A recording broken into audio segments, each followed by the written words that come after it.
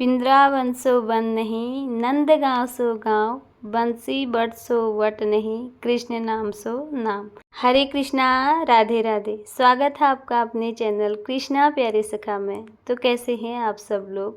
ठाकुर जी की कृपा से एकदम अच्छे और स्वस्थ होंगे। आज वीडियो में इन भीषण गर्मियों में अपने घर पे छोटे से रखे लड्डू गोपाल बाल गोपाल की सेवा हम किस प्रकार से करें, तो आज की वीडियो में यही जानेंगे कि इस भीषण गर्मी में लड्डू गोपाल जी को गर्मी से हम किस तरह से बचाएं और इस गर्मियों के मौसम पे लड्डू गोपाल जी की सेवा हम किस प्रकार से करें।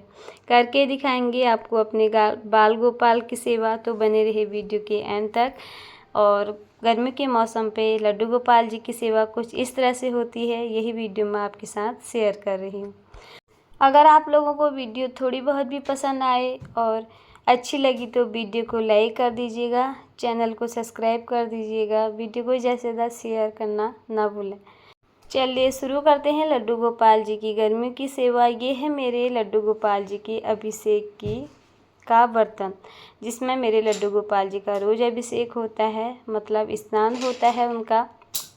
और चंदन की तासीर ठंडी होती है तो सफ़ेद चंदन से हमने स्वास्तिक बना लिया है और थोड़े से पुष्पों का आसन दिया है बाल गोपाल लड्डू गोपाल जी के लिए। और गुलाब की पंखुड़ियाँ इसमें डाल दी हैं, थोड़े से गेंदे के पत्ते डाल दिए हैं स्नान के जल में। तो गर्मियाँ बहुत ज़्यादा बढ़ चुकी है, गर्मी बहुत हो रही है, तो प्यारे से लड्डू गोपाल जी को हम इस तरह से उनका अभिषेक कराएंगे। और इस जल में हम थोड़ा सा गुलाब जल डाल सकते हैं, थोड़ा सा इत्र डाल सकते हैं, जिससे लड्डू गोपाल जी को भीनी भीनी सी खुशबू हमारी आती रहेगी। और गुलाब की तासीर भी ठंडी होती है, तो लड्डू गोपाल जी के स्नान के जल पे गुलाब जल और थोड़े से गुलाब की पंखुड़ियाँ अगर हैं तो ज़रूर डाल दें। और वैसे लड्डू गोपाल जी को पंचामृत से भी उनका स्नान किया जाता है, दही से किया जाता है, चंदन से किया जाता है। तो यहाँ पे गर्मियों का मौसम है, थोड़ा सा हमने यहाँ पे चंदन का लेप बना रखा है लड्डू गोपाल जी के लिए। उनके सारे शरीर पे हम ये चंदन का लेप लगा लेंगे। तो इस तरह से लड्डू गोपाल जी को आप चंदन का लेप लगाएं गर्मियों में, और जो उन्हें शीतलता प्रदान करे। इस गर्मी में जैसे एक छोटे बच्चे की सेवा होती है, बच्चे की देखभाल हम लोग करते हैं, उसी तरह से हमारे प्यारे से लड्डू गोपाल जी की भी सेवा होती है। उनकी सेवा प्रेम की होती है, भाव की होती है, यानी कि दिखावे की सेवा को भगवान स्वीकार नहीं करते हैं। इस तरह से चंदन हम उनके पूरे शरीर में लगा लेंगे और थोड़ा सा उनको घिस लेंगे। चंदन से भी हमारे लड्डू गोपाल जी की जो मूर्ति विग्रह है वो भी चमक जाती है, चमकने लगते हैं हमारे लड्डू गोपाल, और उन्हें चंदन शीतलता प्रदान करता है। तो इस तरह से चंदन का लेप हमने लड्डू गोपाल जी के पूरे शरीर पे लगाया। एक साबुन की तरह लड्डू गोपाल जी को हमने लेप लगाकर और उनको फिर हमने साफ जल से उनका अभिषेक कराया। तो इस तरह से लड्डू गोपाल जी को गर्मियों में जब भी आप स्नान कराएं, थोड़ी देर के लिए उन्हें पानी में भी आप रख सकते हैं। और लड्डू गोपाल जी को पानी में खेलना बहुत अधिक पसंद है, क्योंकि छोटे बच्चे बाल स्वरूप के जो बच्चे होते हैं वो पानी में बहुत रहना अधिक पसंद करते हैं, और उन्हें थोड़ी देर के लिए इस पानी में भी आप रख सकते हैं। बच्चों को पानी से लगाव बहुत अधिक होता है, पानी में खेलना उनको बहुत अधिक पसंद होता है।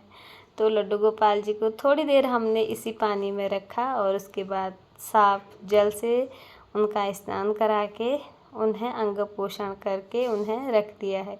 और उसी के साथ ही उनकी गौ माता को भी, अगर आपके घर पे पीतल की मूर्ति विग्रह है गौ माता की, या जो भी मूर्ति विग्रह है गौ माता आपके घर पे है, तो जब भी आप लड्डू गोपाल जी को अभिषेक कराते हैं, उनका रोज़ सुबह स्नान कराते हैं, तो गौ माता का भी अभिषेक करना हमें ज़रूरी होता है। लड्डू गोपाल जी के पास में ही गौ माता को रखा जाता है, और उनकी सेवा में गौ माता का होना भी ज़रूरी होता है। और ये जो लड्डू गोपाल जी का अभिषेक किया हुआ जल है, इसको हम किसी पौधे में गमले में डालेंगे, इधर उधर कहीं नहीं फेंकेंगे।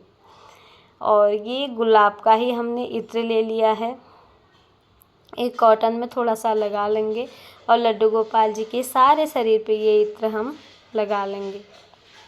इत्र सेवा बहुत ज़रूरी है गर्मियों में।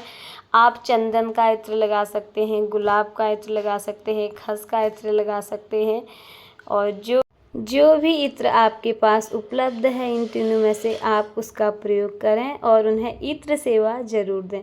तो कपड़े कैसे पहनाएं लड्डू गोपाल जी को इन गर्मियों में? लड्डू गोपाल जी को इन गर्मियों में हल्के से कॉटन के वस्त्र पहनाएं।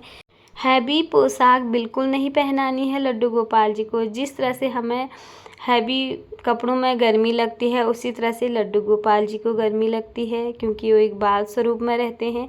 उन्हें सूती और कॉटन के वस्त्र आप लोग पहनाएं। हो सके तो एक लंगोट भी लड्डू गोपाल जी को पहना के आप रख सकते हैं, क्योंकि गर्मी अब बहुत ज़्यादा बढ़ चुकी है। और उनका श्रृंगार भी आप ज़्यादा हैवी न करें, छोटी सी एक माला पहना दें हल्की सी, और उनके हल्के से कंगन उनको पहना दें। बस इसी तरह से लड्डू गोपाल जी का थोड़ा बहुत श्रृंगार ही मैं करती हूँ, क्योंकि उनको ज़्यादा मालाएं पहना के, ज़्यादा बड़े बड़े कंगन पहना के उन्हें गर्मी फिर और ज़्यादा लगेगी। इस बात का हमें ध्यान रखना है।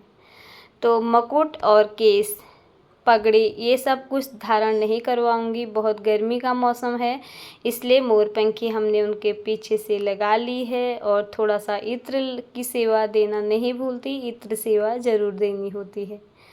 और मस्तक पे सफ़ेद चंदन लगाएंगे, और सफ़ेद चंदन बहुत ही शीतलता प्रदान करता है। लड्डू गोपाल जी को चंदन सेवा ज़रूर देनी होती है। और साथ ही गौ माता का भी हमने चंदन से ही तिलक कर लिया है। तो तुलसी पत्र तो लड्डू गोपाल जी को रोज़ भेंट स्वरूप में दिया जाता है, जो उन्हें बहुत अधिक प्रिय है।